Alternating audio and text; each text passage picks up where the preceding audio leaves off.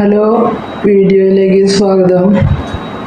ഇന്ന് വേറൊരു കാര്യമായിട്ട് ഞാനിങ്ങനെ പോന്നിരിക്കുകയാണ്. അപ്പോൾ ഞാനിന്ന് പറയുന്നത് ജീവിതം എന്ന് പറയുന്നത് ഒരു പളങ്കുപാത്രം പോലെയാണ്. അത് നമ്മളെപ്പോഴും വളരെ സൂക്ഷിച്ചുപയോഗിക്കേണ്ട ഒന്നാണ് എന്ന് പറയാനാണ് ഞാനിത് ഇന്ന് വന്നത്. അപ്പോൾ നമ്മുടെ ജീവിതത്തിൽ പല പ്രശ്നങ്ങളുണ്ടാകുമ്പോഴും നമ്മളത് കൈകാര്യം ചെയ്യുന്നതിനനുസരിച്ചാണ് നമ്മുടെ ജീവിതം നല്ല ഭംഗിയായിട്ട് പോവുക. എപ്പോഴും പ്രശ്നങ്ങളും ഒക്കെ നിറഞ്ഞതാണ് നമ്മുടെ ജീവിതം. ആരുടെ ജീവിതമാണ് ഇത്ര ഭയങ്കര സുന്ദരമായിട്ട് പോണ ജീവിതങ്ങളൊക്കെ വളരെ കുറവാണ്. കുറച്ച് പേർക്കൊക്കെ കിട്ടിയിട്ടുണ്ടാവും. എല്ലാവരുടെ ജീവിതം തന്നെ ഒരു ഭയങ്കര പ്രശ്നത്തിൽ കൂടെ പലപ്പോഴും കടന്നു പോകേണ്ടതായിട്ട് വരും. അപ്പൊ നമുക്കൊക്കെ ഭയങ്കര ക്ഷമ അത്യാവശ്യമാണ്. അത് പറയണ വാക്കുകൾ സൂക്ഷിച്ചുപയോഗിക്കുക, അങ്ങനെയുള്ള കാര്യങ്ങളൊക്കെ ശരിക്കും ചെയ്തില്ല എന്നുണ്ടെങ്കിൽ ശിഥിലമായി പോകുന്നതാണ് കുടുംബജീവിതം. അപ്പോൾ ഞാനത് പറയണത് എന്താ വെച്ചിട്ടുണ്ടെങ്കിൽ അതിൽ കൂടുതൽ ഉത്തരവാദിത്വം സ്ത്രീകൾക്കാന്ന് എനിക്ക് പലപ്പോഴും തോന്നിയിട്ടുണ്ട്. നമ്മൾ അത് കൈകാര്യം ചെയ്യുന്ന രീതി വളരെ ശ്രദ്ധിച്ച് നമ്മൾ കൈകാര്യം ചെയ്തില്ലെങ്കിൽ എപ്പോൾ വേണമെങ്കിലും തകർന്നു പോകുന്ന ഒരു പാത്രമാണ് കുടുംബജീവിതം. അത് നമ്മൾ കൈകാര്യം ചെയ്യുന്ന രീതി എന്ന് വെച്ചാൽ ഭയങ്കരമായിട്ട് മറക്കാനും പൊറുക്കാനും ഒരു പെണ്ണിന് കഴിയണം.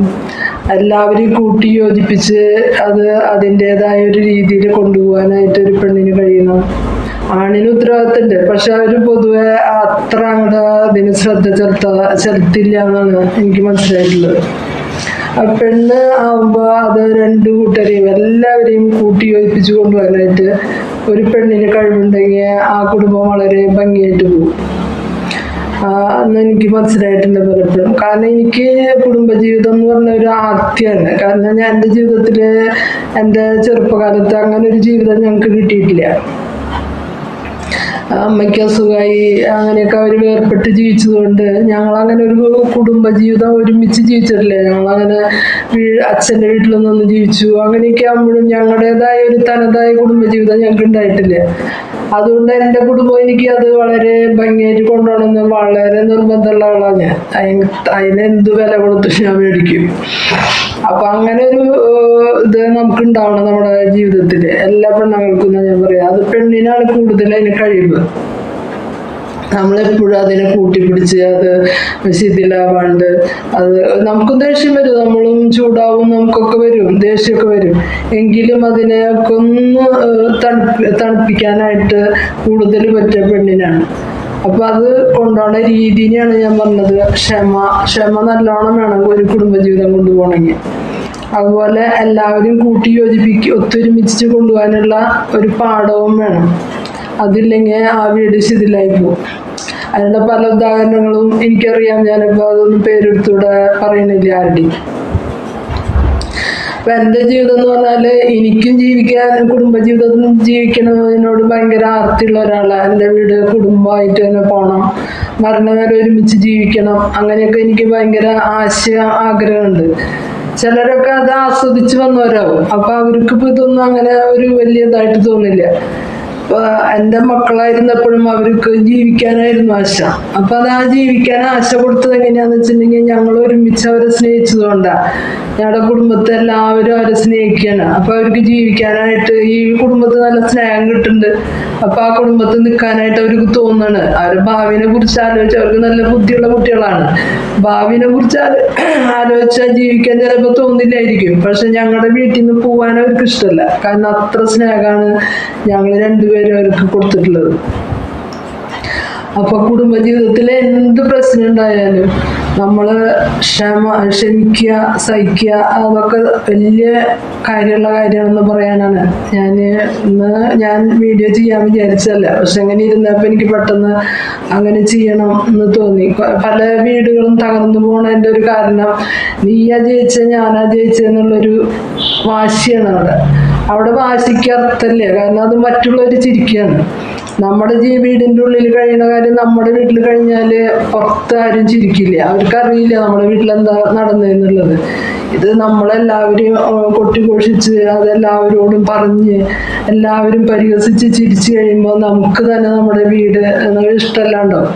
അപ്പോൾ നമുക്കൊന്ന് വേർപിരിയാന്നൊക്കെ തോന്നും. അങ്ങനെയൊന്നും ഇല്ലാതിരിക്കാനും നമ്മൾ രണ്ടുപേരും നമ്മുടെ കാര്യം നമ്മൾ രണ്ടുപേരും മാത്രം അറിഞ്ഞാൽ മതി. അതിൽ ആർക്കും നമ്മൾ പങ്കുവെച്ച് കൊടുക്കണ്ട, ആരോടും പറയണ്ട. നമ്മൾ സഹിച്ചതൊക്കെ നമ്മൾ സഹിക്കുക, അത് നമ്മൾ തിരുത്തുക. നമ്മളിലാണ് തെറ്റുന്നത്, നമ്മൾ തിരുത്താൻ നോക്കുക. അങ്ങനെ പരസ്പരം സഹിച്ചും പുറത്തും ജീവിച്ചു വരുമ്പോൾ ആ വീട് ഭയങ്കര നല്ല വീടാണ്. അവിടെ കുറേ പൈസയൊന്നും വേണ്ട, ഒന്നും വേണ്ട.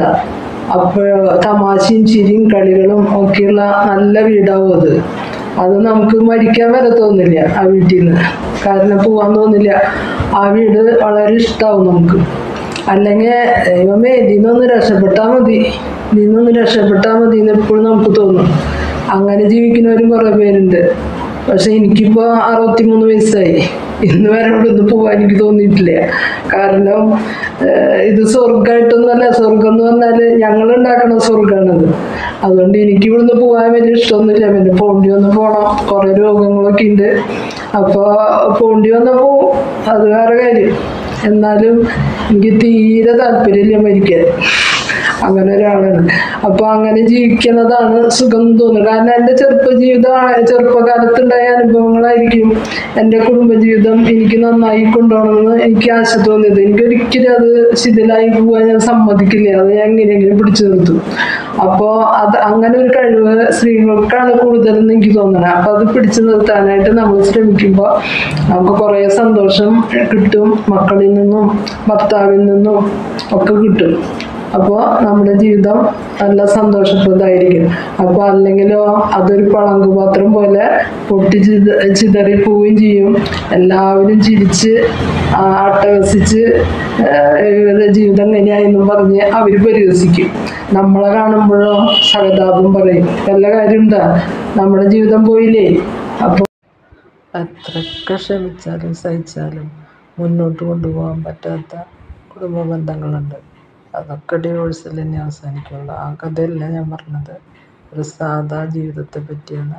Thank you.